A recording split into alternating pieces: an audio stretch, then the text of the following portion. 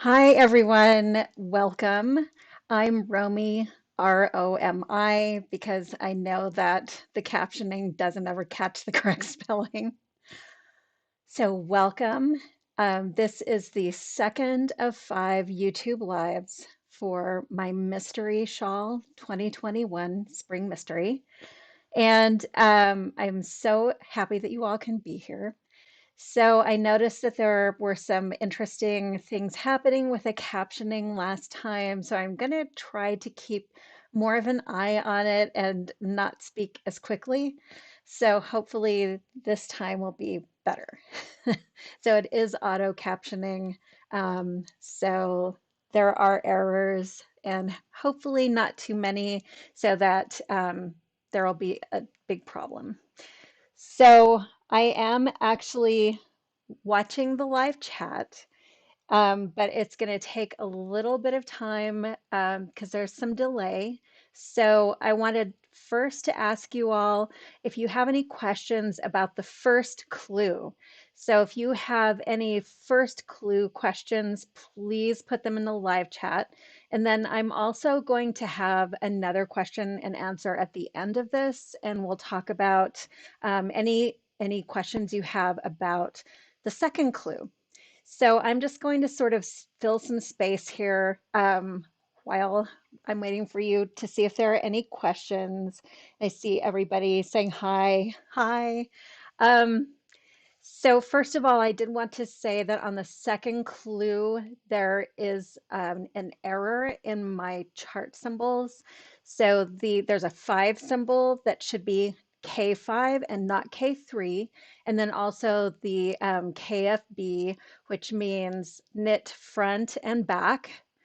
That one is also missing. So I'm going to go over that as I go along and we go through the pattern. So let's see. Oh, and Nancy and Veronica asked what the shawl is behind me. I forgot to tell you, this is not this year's. This is a previous mystery. This one is Spring 4th. So, and I'm feeling in a bright yellow mood today. So I thought I'd put it out there, and it looks really cheery because it's kind of a cloudy day here. So hopefully it's cheery for you all too. So let's see if anybody has any questions. I don't see anything. Okay. Okay. So I am going to share my hands with you, and let's get into this. Okay. So the next clue, I had a couple of questions about keeping edges loose, and then there are a few other things, but let's take a quick look through this and make sure everybody sees what's going on with the clue.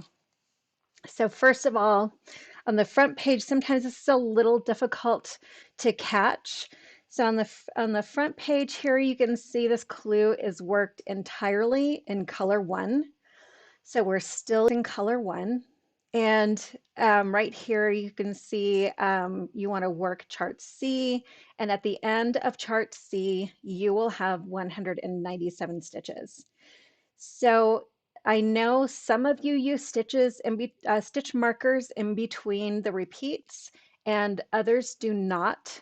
So for those of you who do use stitch markers in between your repeats and you have markers already in your shawl, you are going to be moving your stitch markers. All of them will move 2 stitches to the left when you do the first row of chart C. So you're not going crazy. They actually do move. Okay. And then once you're finished with chart C, on to chart D, and at the end of chart D, you will have 241 stitches. So let's say that again so the auto captioning can catch it. You will move on to chart D. D. D is in dog. And then at the end of chart D as in dog, D as in dog. This is funny. At the end of chart D, you can see right here, D as in dog, you will have 241 stitches. I love seeing what the auto captioning is trying to make me say because my speech patterns, probably for knitting patterns, aren't exactly what the predictive text is used to.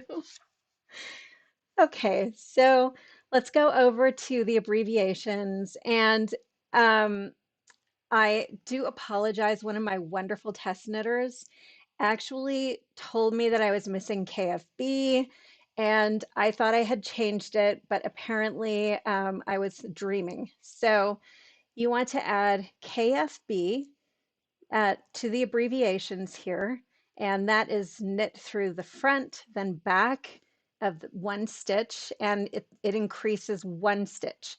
So this only is used once, I think, in one of the charts. So that's in chart D, as in dog. And then here we are on the chart symbols. So this 5 symbol here, I erroneously had K3, but it's actually K5. And then the KFB symbol, it's very difficult to see what I drew here, but I will show you what it looks like on the chart. And then we'll go over it a second time. So if you miss it this time, don't worry about it. Okay, so up here, this is the end of row 15, and you can see there's one little lonely KFB, and that is just because I have increased here and I did not have a corresponding decrease, so I didn't need to have 2 increases. I only needed to have 1 increase. So that is supposed to be there even though it looks kind of lonely and lost out there all by itself. So let's see. Patty, you asked about bobble techniques. Yes, that is absolutely on the menu today. We're going to talk about bobbles and all the ornaments and all sorts of stuff. So hopefully, let's see. I think we're good. Okay. So let me go through like with a fine tooth comb here and we'll get through the bobbles and all sorts of other things. Okay, so first I want to talk a little bit about keeping the edges loose. And I had a question about um, someone's edges being too tight along here because of the increases, and that will happen sometimes. So depending on your knitting style. And I am going to show you my favorite way to keep everything nice and loose.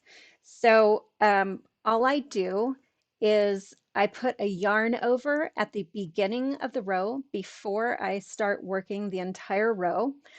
And then when I come back the other way, I just drop it off the needle. So it helps me to keep the edge loose here. And once it blocks out, any looseness, like extra looseness, will go away pretty much. So to make a yarn over before your row starts, I'm going to show you first continental style, and then I will show you English style. So I'm just holding my yarn. I'm going to put my needle, my right needle up underneath the yarn, and I like to hold it. So I always just hold my yarn steady. And so the first stitch is a KFBF. So I'm just going to work that as usual, back and then front. Okay, so instead of having only 3 stitches here, I have 4, but when I go back the other way, I'm going to drop this last one.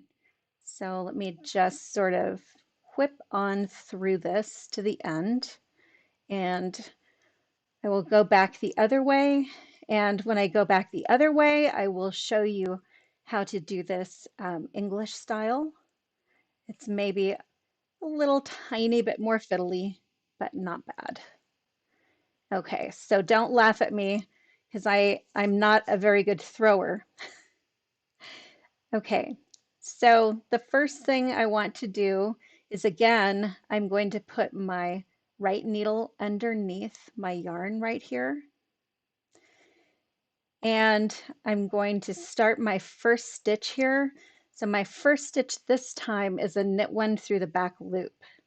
So I'm going to position my needle, and it works best for me to kind of hold my yarn on my right needle with my thumb as I do this, and then wrap around.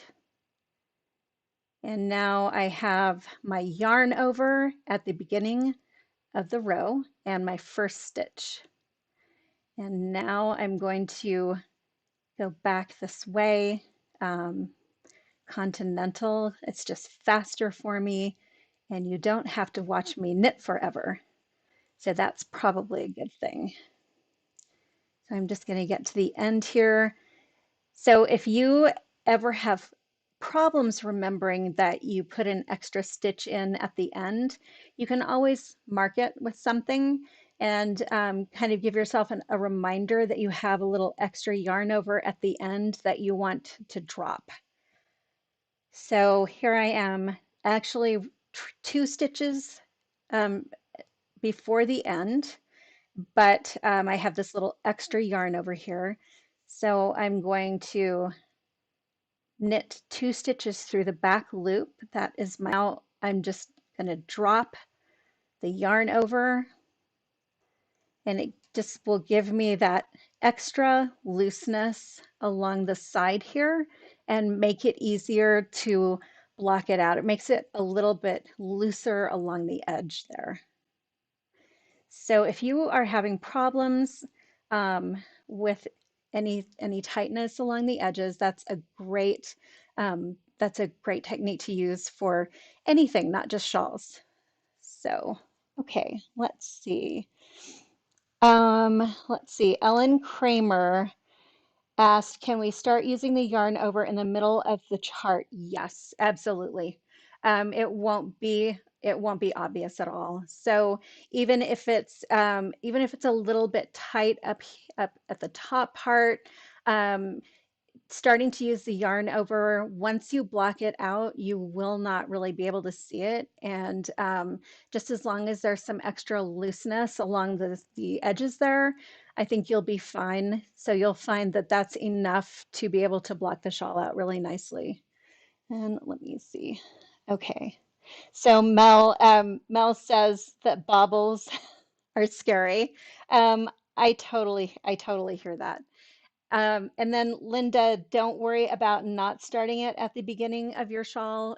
You won't be able to see once you block it out. Um, it will just kind of blend into the background, and it'll look good. Don't worry. Blocking cures all sorts of evils. So really, I swear, you'll be happy. Okay, so let's take a look here at chart C. So we went over how to use charts last time, so I am not going to do a lot this time about how to use charts. So you can see these little ornaments here are just a little tiny bit different from the little reverse mullets in the first clue. And thank you, Mel, for that name. It's going to totally stick now. I'm always going to think of these as reverse mullets. So these are just a little tiny bit different because the first time you slip the stitch is on the right side rather than the wrong side, and that is correct. It's just a little tiny bit shorter. So these are basically the same as the first time we worked them. And so I'm not going to go over this one here, but I am going to go over this little ornament here because right up at the top here you can see is a large decrease. So before we had this little tiny 3 here, that's just a centered double decrease, but this time we have this that involves 5 stitches. So that's a little bit more involved than the others. Okay, so I'm just going to do a quick little one here and show you what this looks like.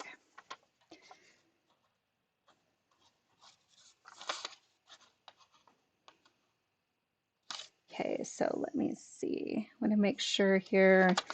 So this one does start on the wrong side, but I'm just going to start it.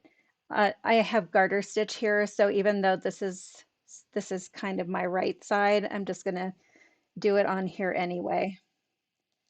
So I'm pretending this is the wrong side now. And I'm just going to do this little area here.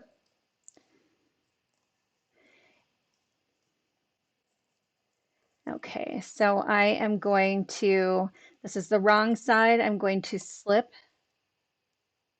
with my yarn in front.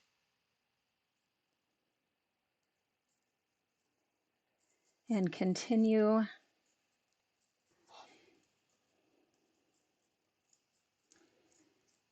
And get to the front here.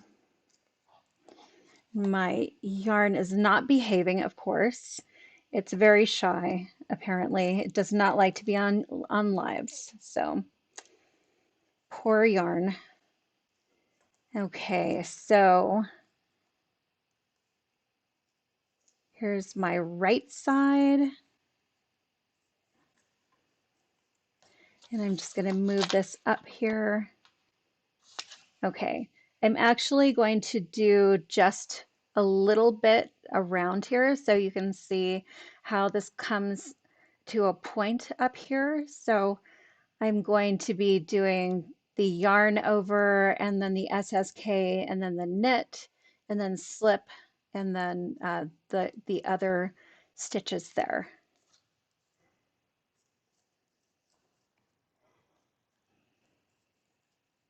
Okay.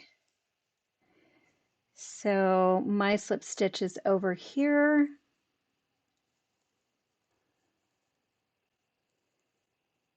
All right, so I actually need 3 stitches. Okay, so I'm going to do a yarn over and then an SSK and then knit 1. Then I'm going to slip my stitch here and then a knit 1,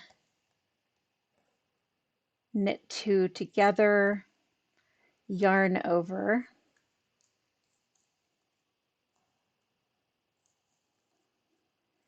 Okay, and then Lisa said, you said that you missed how I dropped my little extra stitch there. So I will show you. So I'm just gonna put a yarn over at the beginning of the row, and then when I get to this, I will drop it. Okay. So here I am, I'm on the wrong side.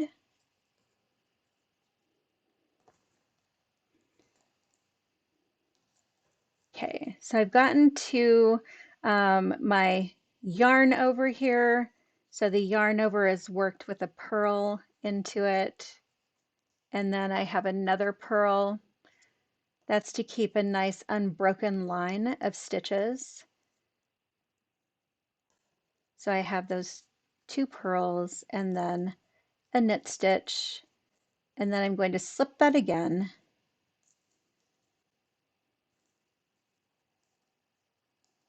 And go to the end here. Okay.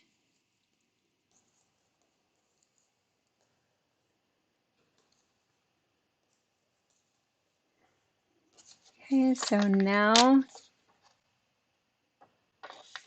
I'm right up top here. So this is where I make 3 stitches into that the little ornament on top. And let me just get to that point. This part you have all seen before.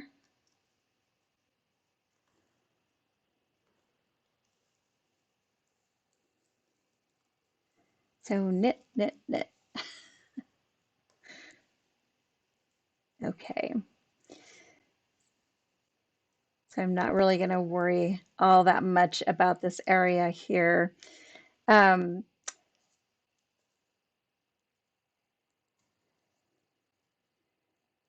okay, so here is my little slipped area there.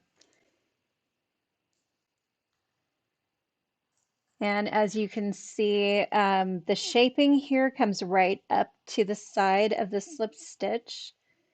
And now I'm going to make 3 stitches. So this is pretty much like the ornament that we did in the first clue. Really, the only difference is that there's now some patterning around it. Okay. So Lisa, you missed what I did before. And I'm about to come to that little yarn over. So here is my extra stitch right here. That's the yarn over that I put on there temporarily. So I'm just going to take my needle out and let the yarn over sort of adjust itself back into the background here. So nothing to it. Okay. So now we're on the back side again, just building this little ornament, the little reverse mullet. So for those of you who were not here before when Mel christened it the reverse mullet, now you know.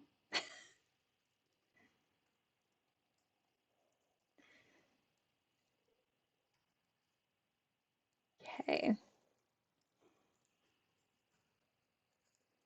So I'm just whipping through this. I hope everybody's weather is beautiful where you are. We have clouds and sun today. It's a pretty day. Okay. So this is what I have right here.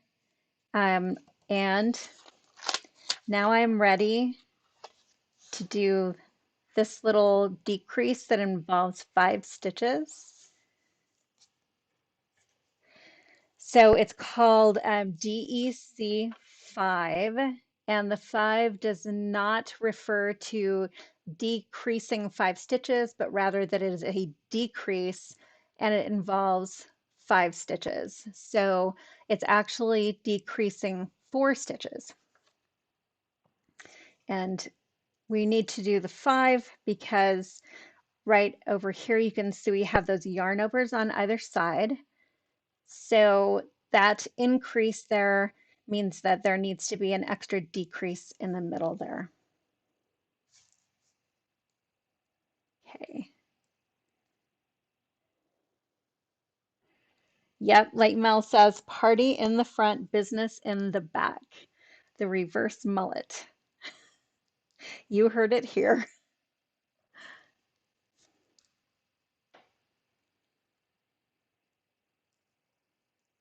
Okay. All right. So now we're right in the middle here, and you can see on either side here, there's a line of stitches right here and a line of stitches on the other side here. And all of this needs to come to a point.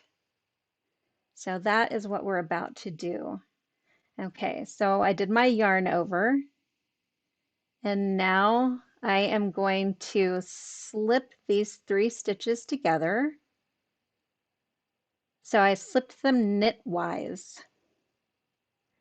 And now I am going to SSK, so slip knitwise, slip knitwise. Then they go back on my left needle, and I can keep my right needle still in there. And I'm going to knit those two together. And now I am going to pass all of those stitches over. So what you have again is this center stitch here is moving right up. So you can see that unbroken line from the center stitch, and then all of the other stitches are hidden underneath. So that is what that looks like. And it's very helpful to knit a little bit looser when you're doing lace because of stitches like this that you need to manipulate. So let me just get to the end here. Okay, and then we can take another look at this again. So the idea of that decrease 5 stitch again was so that this center stitch here where it was slipped, so that moves straight up, and that is the line of stitches that you see on top. So when you have that, whichever stitch you want to have come out on top, that is the stitch you need to put your needle into first. So in this particular case, I needed to slip 3 stitches before, like as a first step here. Okay, so and yes, Mel, I'm glad your stitches are pointy too, but don't poke holes in your hands like I do sometimes. Be careful. Pointy stitches. Okay. So again, I was using the what you see is what you knit chart, but you can also use your written instructions, and there's also a what you see is what you get chart. And this will give you a really good indication of what type of texture you're coming up with here. So we were knitting before in garter stitch. So I should say that probably again. I'm not sure that it came out correctly. The top chart is what you see is what you KNIT. And the bottom one here is what you see is what you get. So in other words, the front of this chart shows the texture that you will see on the right side of your knitting. So down here you can see there is a stockinette spine right here that leads straight up to this ornament. And we're decreasing out the garter stitch area so that once we're up to the top here, this is all in stockinette stitch. So garter stitch is all gone, it's all decreased out.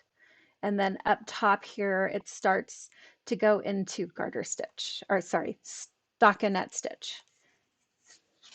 Okay, so just as a side, um, one of the reasons that I put different types of charts and written instructions in here is in case you don't understand something on one of the charts, so that you'll be able to look at another type of instruction and perhaps figure it out. And even though I do test everything and edit and all of that, something always slips through, no matter how perfect I think it is. So if that happens and something looks a little off to you, definitely just check the chart against your written instructions. Okay. All right, so now let's take a look at chart D.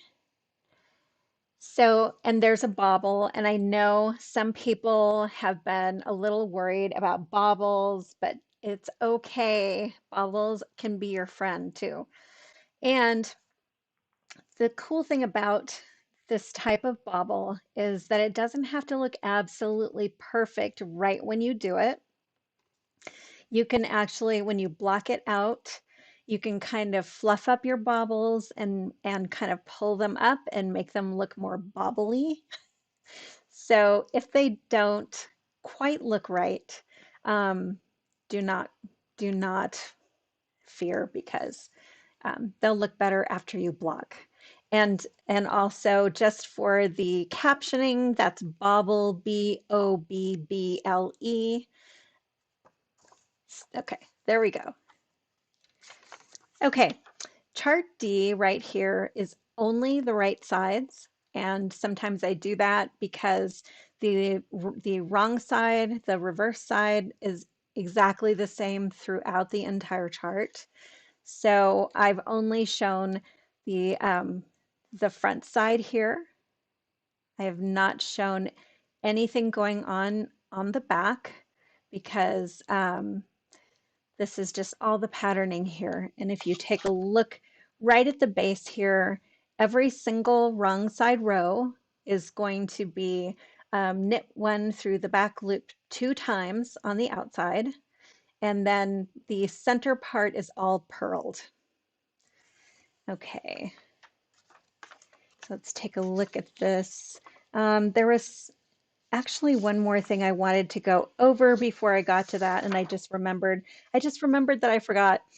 Um, Inside some of my patterning here, let me just put this here to mark it. Okay, so I had a question about the brackets. So in my written instructions, the outer brackets here, those square brackets, are the large repeat. So that's like your initial repeat. So you're doing everything that's inside those square brackets 14 times. So then when I go down a level, I put them in these little round in the parentheses. So inside here, you're going to see this in parentheses, knit 4, purl 1 2 times. And then you repeat this whole section 14 times. So what we have is purl 1, knit 4, purl 1, knit 4, purl 1, purl 3. And then that will be repeated 14 times overall. So that's just to be able to make it a little bit visually simpler to take in because long strings of instructions can be confusing. So I try to cut down as much as I possibly can. So even within this larger repeat here, I like to put smaller parentheses inside just for these small repeats within the larger repeat. So hopefully that makes sense. Okay, so let's talk a little bit about bobbles. So this particular bobble, you can see I've defined it over in the abbreviations.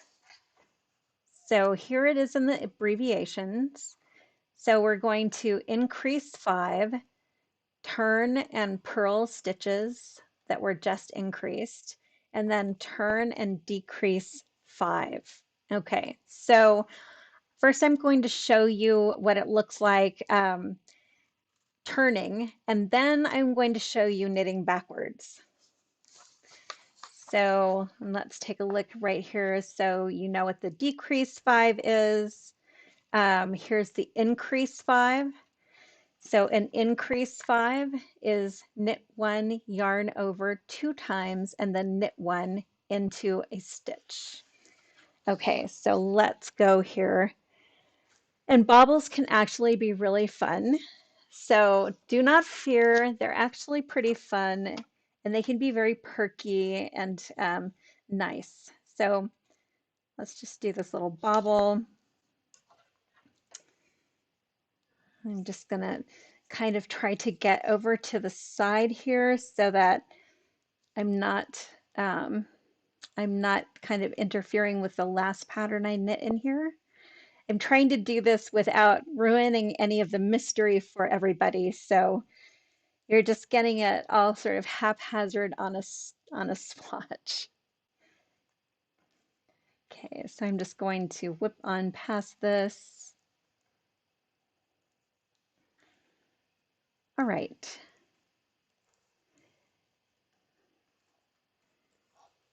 So this is where I am going to do my bobble right here. And the first thing I'm going to do is increase 5. So knit 1, yarn over, knit 1, yarn over, knit 1. So there is my my increase of 5. Now I'm going to turn this over and purl these stitches.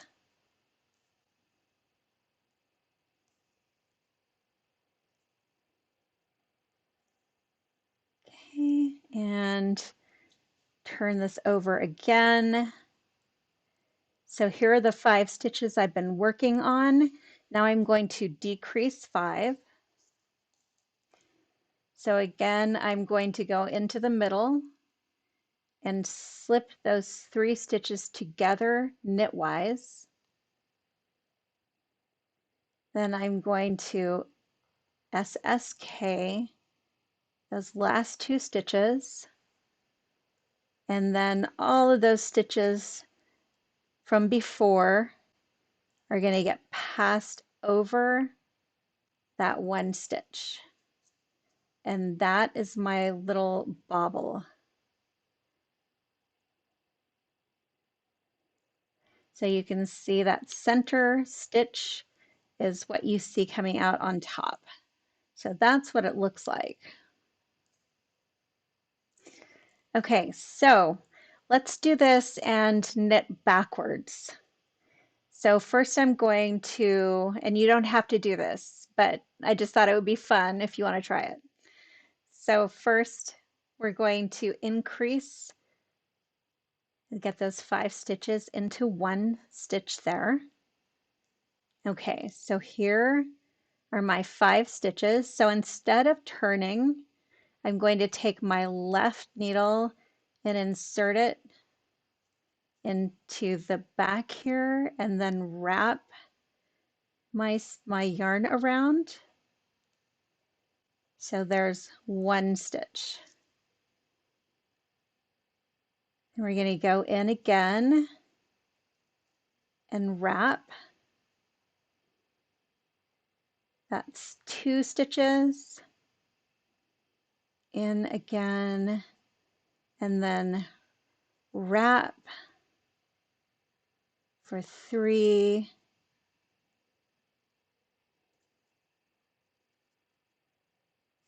4, and 5. Okay, so here are the stitches I've just worked on. Now I'm going to do the same thing. So I slipped those 3 together. I'm going to SSK and then slip them right back over. And so there is my second bobble. And let's get to the end here. Okay, let's see how everybody is doing. Let's see. So Cheryl asked me to demonstrate my continental purl. So mine is a little bit funky. So mine is levered. So I will show you what that looks like on the back here. Okay, so those are my 2 knits on the side. Okay, here is how I purl continental. So I have my yarn over my fingers. I don't wrap it around my pinky. And I just lever. So it's really easy for me to do any type of ribbing because I have my yarn in the same position for knit and purl. So if I were to do ribbing, it would be knit one, purl one, knit one, purl one, and it's easy to switch back and forth. It's much faster. Okay, let me see. Sharon, I tried to take it easy on you for the bobbles. And then let's see. Yes, so yes, the question was, I'm confused. Do we knit each bobble completely before continuing on the row? Yes, you do. So this is a bobble. So let's talk a little bit about the difference between a bobble and a noop. So when you're doing a bobble, everything that you do on that one row. So by the time you are finished with that whole row, your bobble is completely finished.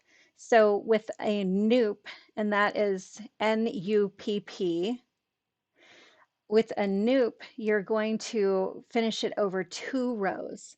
So that's probably where what you're thinking of having done before in my patterns. I usually use noops and not bobbles, but these are bobbles, so you do everything just on that one row. Okay, so now let's go up here. Okay. All right, this is the next right side row. So you can see here there is an increase of 5. And yes, you could replace the bobble with noops if you would like. If you don't like it sticking out this far, definitely you can replace it. It will look a little bit different though. So let me let me do this. I will show you what a noop would, well, that's okay. You know what a noop looks like. Okay, so I'm on this next row here, and now I'm going to do my increase 5. And I'm not even going to go to the end of the row in my swatch. I'm just going to show you what this looks like. So here's an increase 5, 2, 3, 4, and 5. So there's my increase. It's right above my bobble. And let me just do this other one. Okay, so in this case, it's only the increase. We haven't done any types of bobbles or anything like that. So on the other side, I'm just going to purl across there. And I'm trying to be as stealthy and mysterious as possible. So not do any of the patterning around this ornament. So it's going to look a little bit different here from how it looks in your finished project. And that's just because within your finished project, you're gonna have patterning around it. So you're gonna have all of this other patterning around it. Okay. So even though there are those extra 5 stitches there, you're still going to purl all the way across on the wrong side.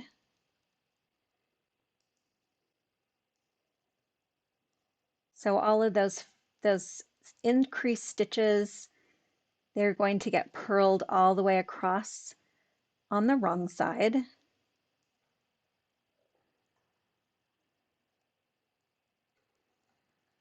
And I'm just going to turn here. I am not going to knit all the way to the end. Okay, so this is what we have so far. So you can see the increases here.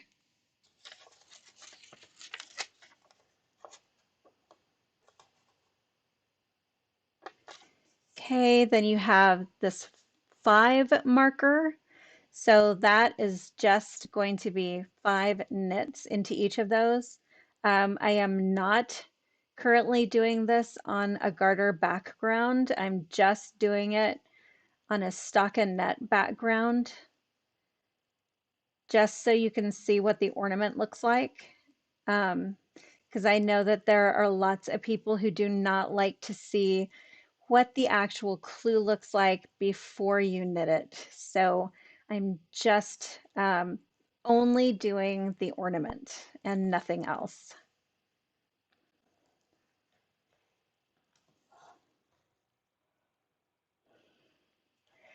So, Janet, I am so sorry, but I can barely knit backwards continental style, and I I cannot manage knitting backwards English style. I am very sorry about that. I think my head would explode right now, though. I mean, I can try it. I'll try it, and so you can laugh at me. It'll be the interlude of laughter that everybody needs today.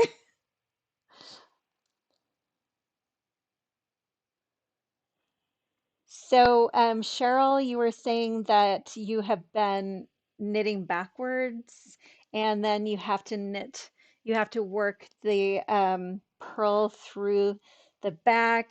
So that's just, it's the way that you're wrapping your yarn when you're knitting backwards. That's all that is. Okay, so here we are, and we're about to do our decrease. So let me just get over there. And here are the 5 stitches here. So again, I'm going to slip those 3 together and then SSK. Oops, had a little mishap there. SSK, and then slip these 3 stitches over. And now let me go to the next one. Slip these and then SSK and slip these over. Okay, so this is what those little ornaments look like. So this bottom part here with the bobble, you can do this with a noop like we were talking about before, but it's not going to look exactly the same. It's not going to be as perky. So the bobble is a little bit perkier. Okay, so let's see. So Cheryl, okay, let's take a look here. Okay, so here we go. I'm going to try this knitting backwards English style. Okay, so let's see if I get this. There's my first stitch, and then my second stitch.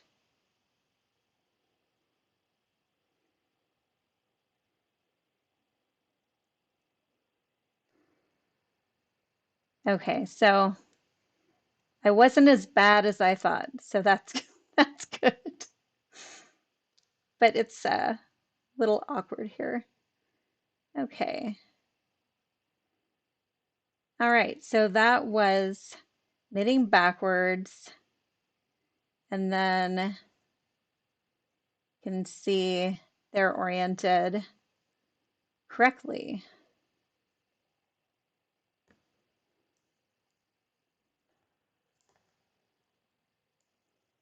So terrible tension, but you get the idea.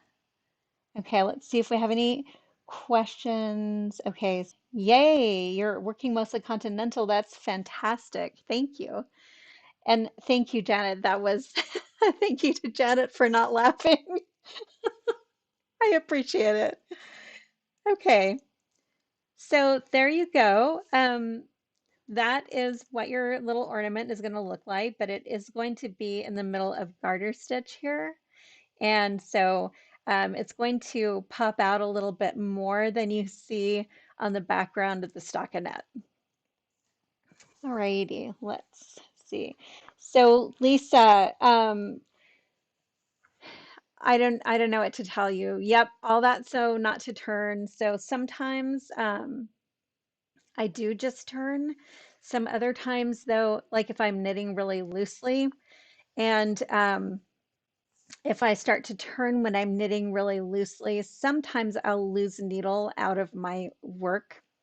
So in that case, when I'm knitting with kind of slippery yarn and slippery needles and it's a little bit loose, I definitely just knit backwards so that I don't have to turn it and risk um, losing any stitches off my needles.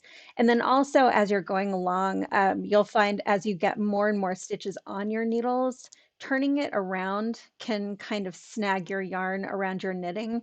And so doing the knitting backwards actually gets more useful the larger your project gets. So, not it doesn't save you a lot of the times, but sometimes when you just have a big project, it's a lot less fiddly. So, yeah, that's why I taught myself to knit backwards. Okay, so let's see. Anybody?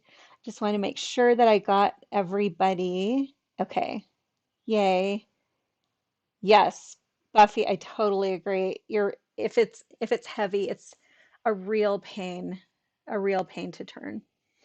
Okay, so that was that. So let's take a little bit of a look at the rest of this. Okay, so I mentioned a little bit before about my only knit front and back here. So I am actually going to update the clue. So I just wanted to make sure that there were no other corrections on the first day. So I will update this clue.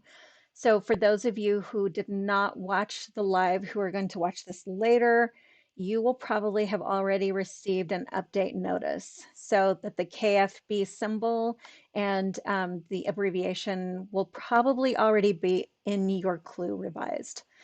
So let's talk about this. So I know there was a question as to whether or not this was a mistake. It is not.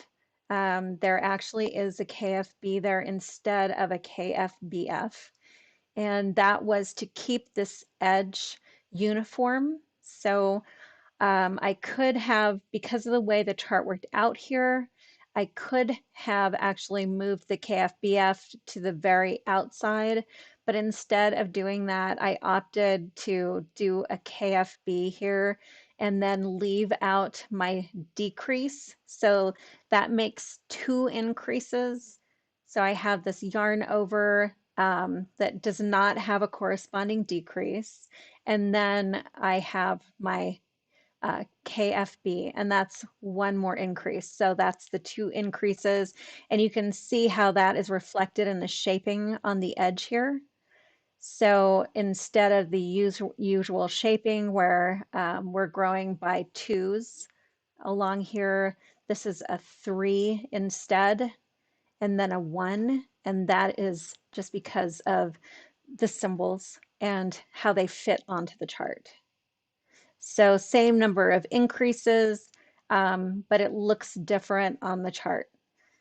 And you can see that we just go right back to the same little scheme up here that we were doing earlier below.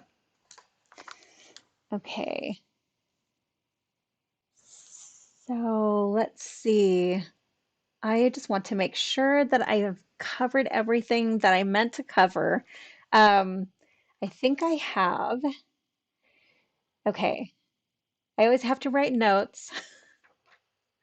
So I believe I have covered everything I meant to cover. So if you have any questions, please let me know in the live chat, and I will fill the air with um, nothings well, the delay kind of plays out and you get your questions put in.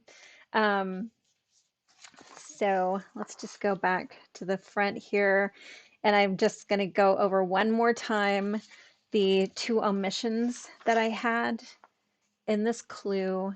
So I left out KFB in the abbreviations and in the chart symbols. So the KFB symbol looks like this. Make that it bigger so you can see it. That's a 2. That's what the KFB symbol looks like. Hard to see it there. And I unintentionally left it out, but it was not my test knitters' fault. They saw it and it was my screw up. Apologies. And over here, this should have been a K5 and not K3. And again, I will correct those. So let's see. I don't see any further questions. So let me see if I'm missing everybody or missing anybody. So I don't think I've missed anybody in here. Um, So in the last few moments, I am going to show you what a NUP looks like for those of you who do not know what a NUP, N-U-P-P, N-U-P-P looks like. Okay, so I will do, I'll just do a 5-stitch NUP. So it starts the same way, working 5 stitches. Okay, and then the NUP, unlike the bobble, the NUP, N-U-P-P, is completed on the next row. So here I am with my 5 stitches, and I am going to purl all of those 5 stitches together. First, let me get my yarn in front. I'm going to purl all of those 5 stitches together and continue. Okay, so this is what it looks like on the front side. It has a little bit of a different look to it. Here's the bobble, and here's the NUP, N-U-P-P. That's a bobble, not a Bible, B-O-B-B-L-E. And the NUP, N-U-P-P. So different. This one doesn't quite stick out as far. This one sticks out more. There's more texture to it. So let's make sure. Okay, so you there was a question about adding a yarn over to the last KFBF. No, I do not. Um, I just add it at the beginning of every row. So it's just to keep the very outside loose. So on the other side, so on the front side, I'll be adding it before the KFBF. And on the reverse side, I'll be adding it right before the knit one through the back loop and then just drop it. So the whole idea is just to keep the edge nice and loose. So let's make sure, let's see.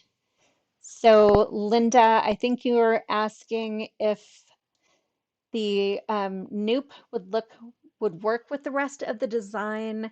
Knitter's choice completely. So if you'd rather do a NUP rather than a bobble, it would absolutely work. This is what you would have. It would just be a smaller profile down here. So, but it would work definitely. You just have to remember to do it on 2 separate rows, but it should be fine. And let's see. So I think I got everybody's questions. Okay, so um,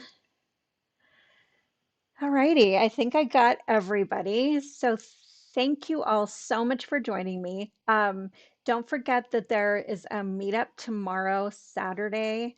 And that one is hosted by a Verb for Keeping Warm. So I think it's that Saturday the 17th is tomorrow. And this is 2021 for anybody who sees this later on. So, a Verb for Keeping Warm is having is hosting the second mystery meetup on Zoom, and you can find that link either. So, if you have purchased the mystery knit along on my site, designsbyromy.com, you got a newsletter that has a link in there to sign up. And if you have purchased it through Ravelry, you can go to my group at sign Romi's Forum, and that's ROMI apostrophe S Forum on Ravelry. And I have a link in the news and announcements. So you can click through that to sign up for the Verb get together. So we had fun last week, and please join us. It's a lot of fun. We just kind of um, are casual about it. So it's not like this type of format where I'm showing techniques or anything. This is just to hang out and talk about how your mystery is looking, and little questions and comments about the weather.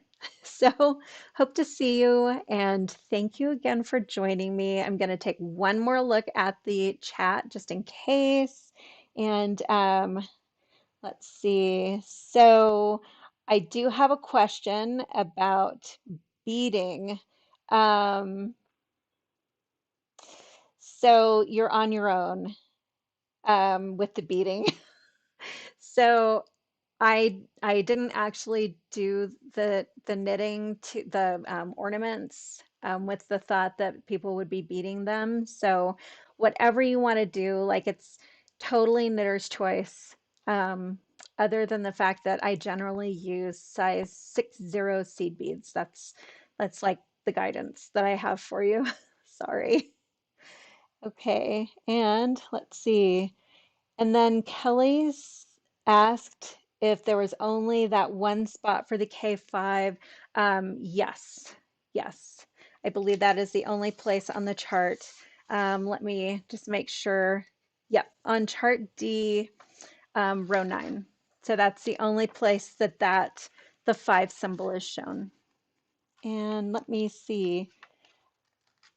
Karen Spencer asks how long the cable should be. So your choice. I tend to start with a shorter cable and then move up.